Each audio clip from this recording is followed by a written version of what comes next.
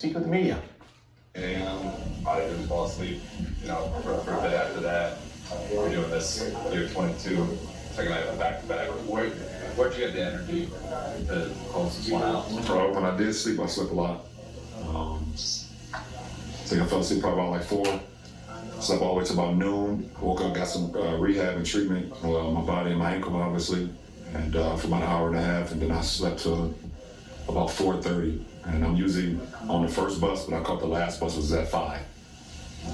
But that's what my body said it wasn't time to get up and catch that 3:30 bus. So just rest. I was able to sleep good. Not to follow up too specifically on sleep, but like a lot of people struggle to fall asleep. You put forth a tremendous amount of physical energy. Like, is it easy for you to fall asleep? Are there certain things that you do to when you know you need an extra little bit?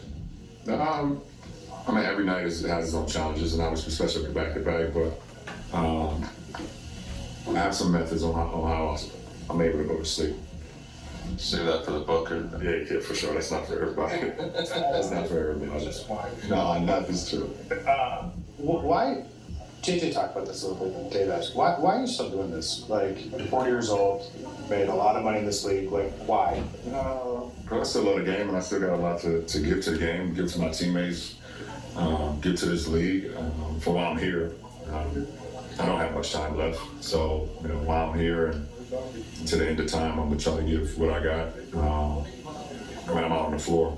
So, why is just the love of the game, and also have the opportunity now to be able to show my son the ranks of how to be a professional, what this league is all about, and be along him every single day. That's a treat, unless he's with the South Bay, which is actually, I think, going back for the game tomorrow. I think they have a game.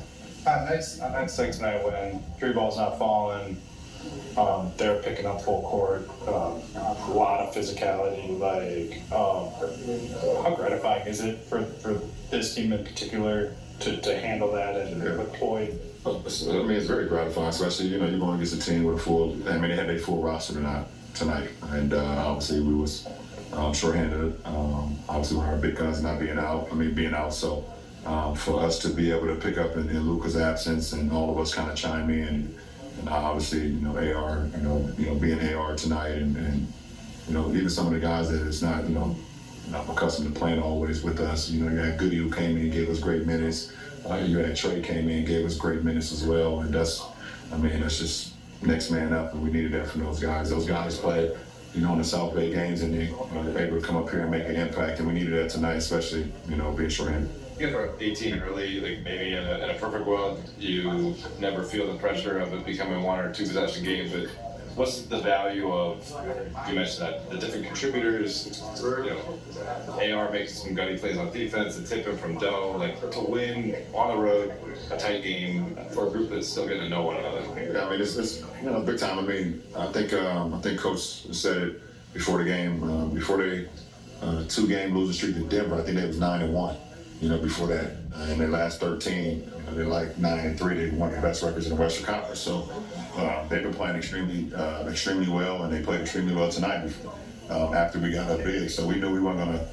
We knew they weren't gonna lay down no matter what the lead was gonna be. But to have the poise and the gritty plays, like you said, also Dodo getting that tip in at the end of the shot clock after AR's missed. AR getting the charge and transition on Jeremy Grant, then getting another strip on Jeremy Grant.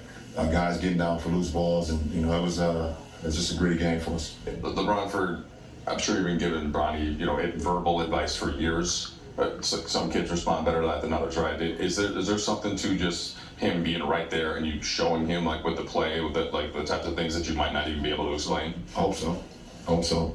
Sometimes, if any of y'all got kids or whatever, sometimes, as parents, you say all these things, and sometimes it can become annoying to your kids. And you just hope that sometimes that some of your examples will show better sometimes in the words. So I'm in a position now that I'm doing both, to be able to give them words of advice, but also show them by example, and then he can take it and run with it when I'm done, for sure. You guys aren't going to have this figured out in terms of the best way to make it work with Luka, yourself, and Austin, particularly on offense, for a while, right? Like, realistically. But how does playing this hard give you guys, can that carry you guys for a little while you figure out if you play with this level of competitiveness, play with this level of toughness? Well, that's the best way to play in this league. The best way to compete in this league is to play hard.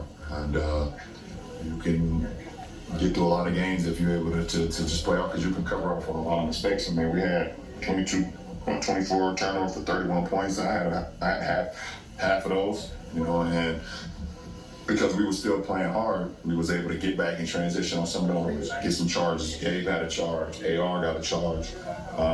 You know, Rui got back and challenged, I think it was Danny at one time, I think it was Danny at the rim and was able to make him miss and we was able to hustle back and get the loose ball.